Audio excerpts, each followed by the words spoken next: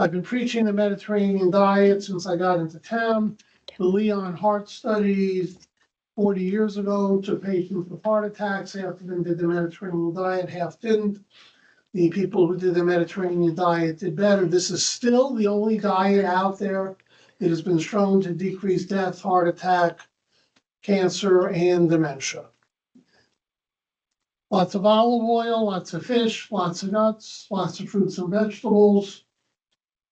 I'm sorry to tell you, but there was an article in Science magazine a couple of months ago that most of the blue zone data is made up, that most of the people who are supposedly over 100 are dead, and supposedly the only real blue zone that had good data was Sardinia in Italy. So again, Eric Topol, there really is no such thing as blue zones for longevity. So food is medicine. Even a prenatal diet is important to lower the risk of autism. Mediterranean diet, people live longer after cancer.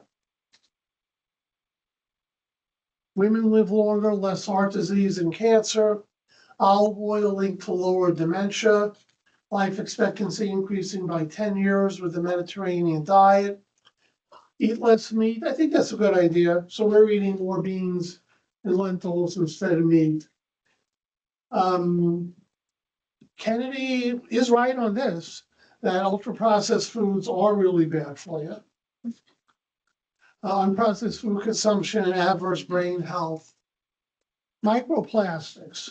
So when you get a carotid endarterectomy and your surgeon cleans out your carotid artery, which is full of cholesterol, guess what? It's also full of microplastics. So alcohol. Things have changed a little bit. The Heart Association now says that alcohol is good for you a little bit in preventing heart attack and death, but bad for you a little bit by causing atrial fibrillation once in a while. So the Heart Association says it's a wash. Is Dr. Lader here? Okay, but I think the studies that have been done say 4 drinks can give you atrial fibrillation, not 1. So less heart disease. What about cancer? The World Health Association came out and said alcohol can cause an increase in cancer risk. HSS just came out last week and said it doesn't. So the data is controversial, but I did a deep dive. And what the World Health Association says is, if you're a heavy drinker, you increase your chance of getting cancer by 1 in 1,000 per year. Now, if you're 50 years old, your chance of dying every year is 10 in 1,000. If you're 65, your chance of dying every year is 30 in 1,000. So I give this information to my patients, but I think if your chance of dying is 30 in 1,000 and 1 in 1,000, it may be related to alcohol. I don't see a problem with having a drink or two. Control your blood pressure. The big thing this year is it doesn't matter what the blood pressure is in the office, it matters what the blood pressure is at home.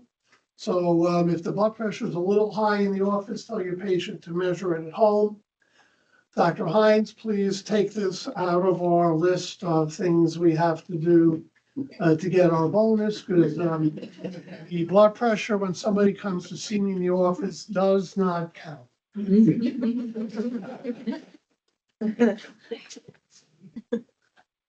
When should you take your blood pressure medication? A new randomized trial in JAMA says it doesn't make a difference.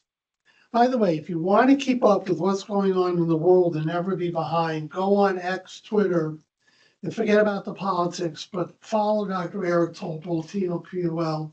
About 3 times a week, he sends out something very, very important on everything from obesity to cancer to heart disease to AI.